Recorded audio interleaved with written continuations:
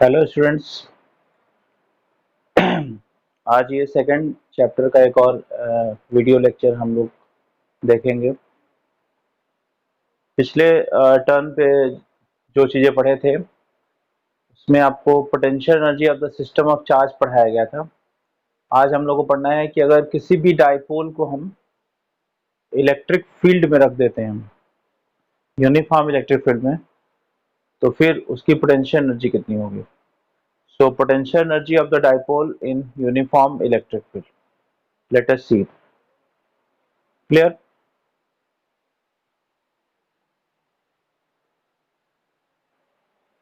See, the potential energy of a dipole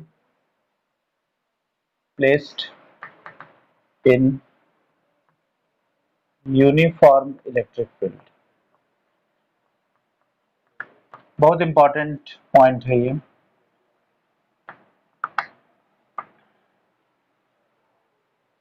this is very important topic. See the concept. आपका target है कि आपके पास ये uniform electric field है।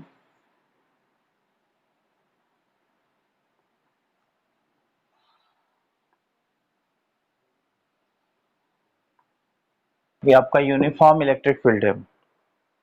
हम लोग को कैलकुलेट करना है कि अगर कोई इसमें अगर डाइपोल हम प्लेस कर देते हैं, जैसे ये डाइपोल है। डाइपोल आप जानते ही हैं, system of equal and opposite charges, ये माइनस क्यू, ये प्लस क्यू, इसको थीटा डिग्री पे हमने रख दिया है।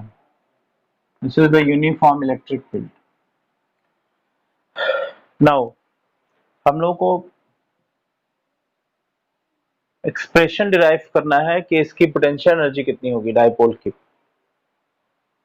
प्रीवियस क्लास में हम लोगों ने ये पढ़ा था कि अगर किसी भी डाइपोल को आप रख देंगे तो इस पर एक टॉर्क काम करेगा।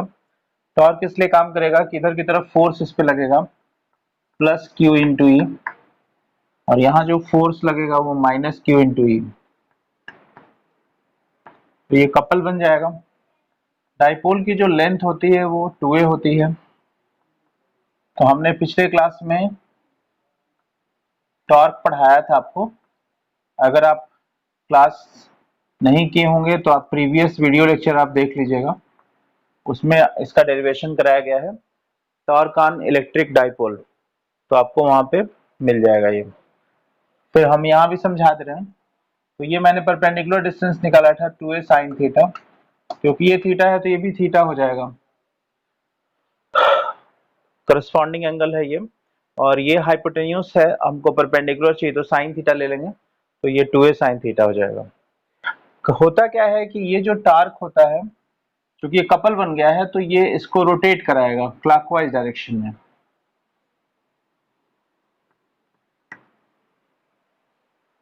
तो ये आपका डाइपोल कोशिश करेगा कि हम क्लॉकवाइज में घूमे और इलेक्ट्रिक फील्ड के अलोंग अलाइंड हो जाए, ताकि नेट टॉर्क 0 हो जाए।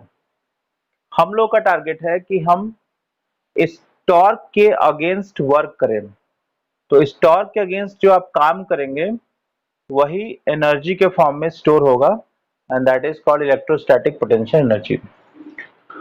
तो देखिए कैसे डेरिवेशन करेंगे इसका। सबसे पहले हम फिगर सोर्स अ डाइपोल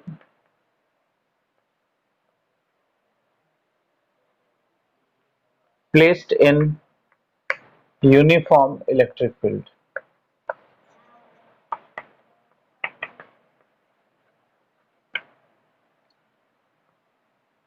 हम सीधे हम इस पे टॉर्क निकालेंगे। Therefore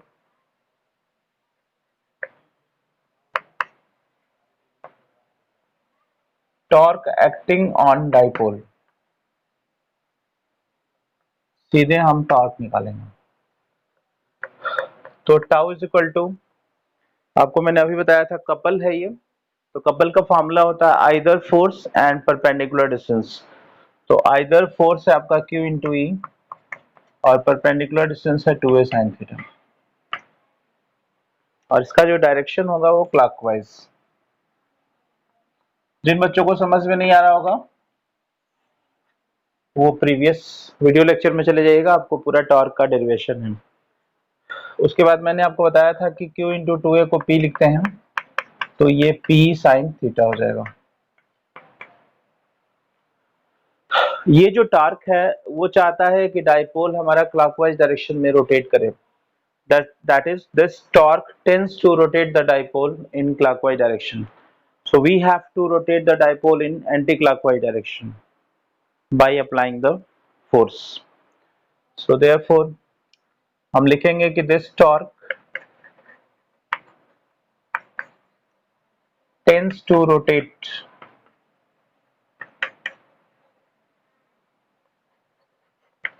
the dipole in clockwise direction.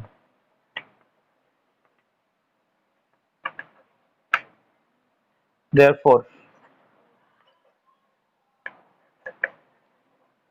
work done required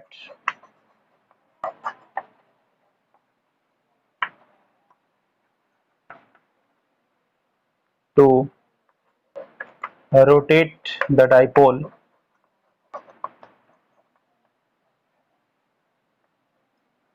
against this torque.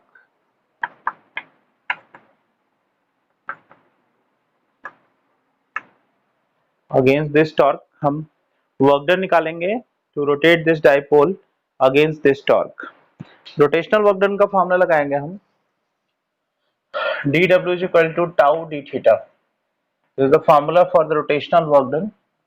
So dw is equal to p sin theta and this is d theta. Integrate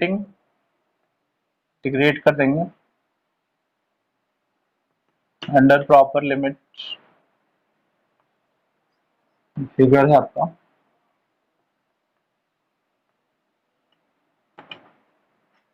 हम इसको इंटीग्रेट कर देंगे तो ये 0 से w हो जाएगा dw और ये आपका p sin theta d theta और लिमिट हो जाएगी थीटा 1 से थीटा 2 तक। थीटा 1 इनिशियल पोजीशन है और थीटा 2 आपका फाइनल पोजीशन है।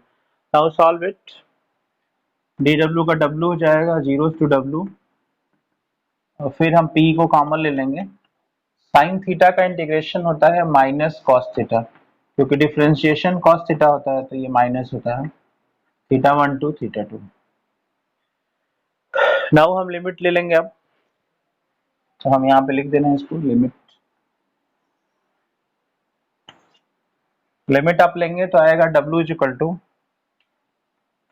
p minus cos theta 2 plus cos theta 1। या इसको हम w इज इक्वल टू लिख सकते हैं p cos theta 1 minus cos theta 2। ये आपका डेरिवेशन है, लेकिन हम लोगों को अभी भी थीटा 1 और थीटा 2 की क्लियर पोजीशन नहीं मालूम है कि कहाँ से लेना है, तो हम लोग इसमें एक चॉइस ऑफ ओरिजिन का कॉन्सेप्ट लेंगे। लेकिन उसको पहले सबसे पहले आप नोट कर लीजिए, इसको स्क्रीनशॉट लीजिए फटाफट ताकि हम आगे स्टार्ट करें।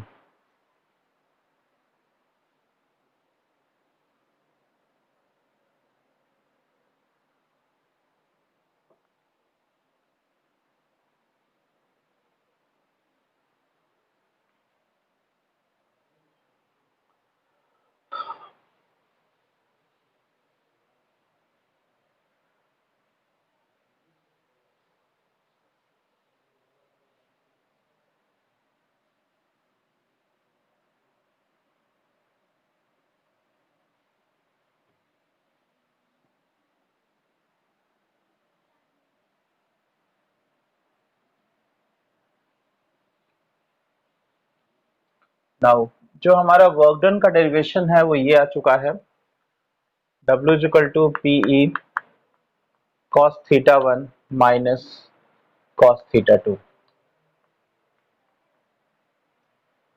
नाउ थीटा 1 और थीटा 2 की पोजीशन क्या लेनी है, इसको डिस्कस करने के लिए हम लोग चॉइस ऑफ ओरिजिन का कॉन्सेप्ट लेते हैं। तो हम लोग क्या करेंगे कि लेट थीटा 1 को हम ऐसा पोजीशन लेते हैं जहां पे सॉरी एक चीज आप पहले लिख लीजिएगा, चूंकि ये वर्क डन ही पोटेंशियल एनर्जी है तो आप सीधे लिख सकते हैं कि this work done stored in the form of electric potential energy. तो ये लिख दीजिएगा लाइन, दिस वर्क डन, लिखना जरूरी है, stored in the form of electric potential energy.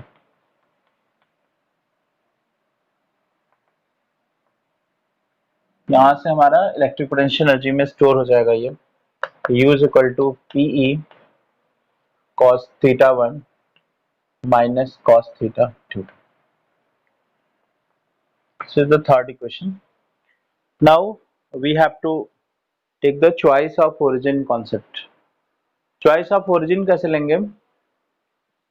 मैंने आपको अभी बताया था कि हमको थीटा 1 इस तरह से लेना है कि वहां पर potential energy of the dipole zero हो जाए। मीन्स अगर थीटा की वैल्यू कॉस है तो 90 लेंगे तो जीरो हो जाएगा, कॉस 90 की वैल्यू जीरो होती है, तो हम थीटा 1 को 90 डिग्री ले लेंगे। इसका मतलब कि मेरा जो डाइपोल होगा, ये जीरो लेने का तर्क समझ में आया कि दैट इज यहाँ पोटेंशियल एनर्जी जीरो है इसलिए हमने 90 लिया है।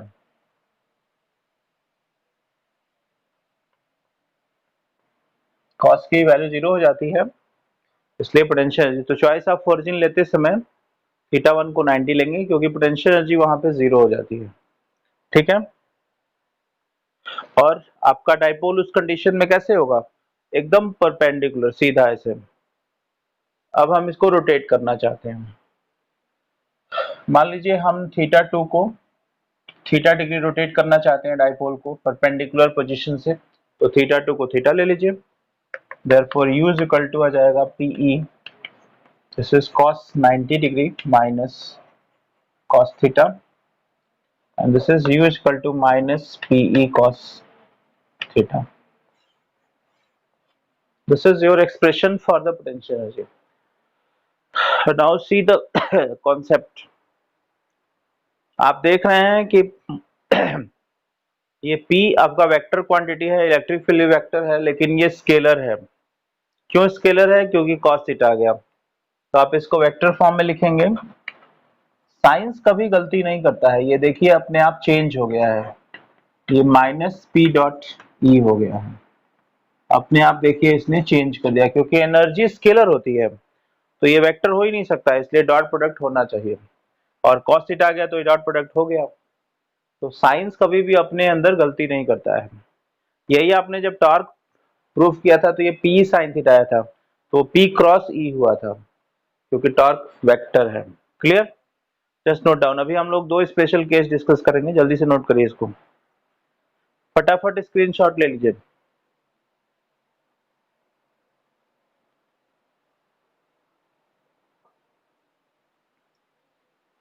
देखते हैं स्पेशल केस।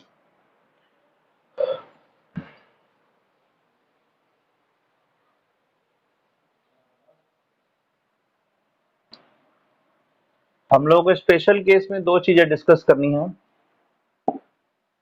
एक स्टेबल इक्विलिब्रियम और एक unstable equilibrium. So see the case one, stable equilibrium.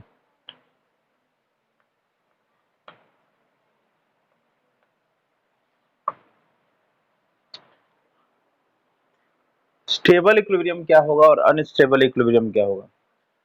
Science में किसी भी चीज की अगर एनर्जी मैक्सिमम हो जाती है तो वो अनस्टेबल हो जाता है, और मिनिमम हो जाएगी तो स्टेबल हो जाएगा।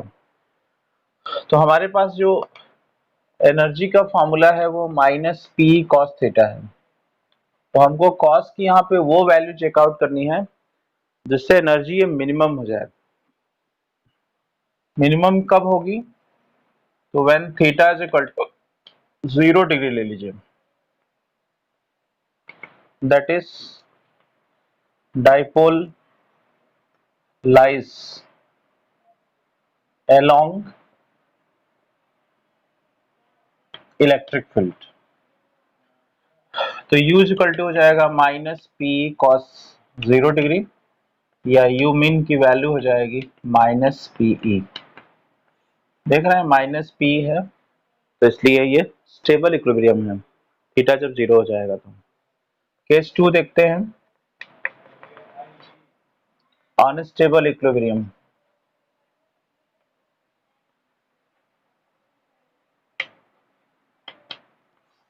अनस्टेबल मीन्स मैक्सिमम एनर्जी, तो when theta is equal to, आप यहाँ पे देख लीजिए क्या लेंगे थीटा की ये मैक्स हो जाए, 180 ले लीजिए, क्योंकि 90 लेंगे cos 90 की वैल्यू 0 होती है तो 0 आ जाएगी।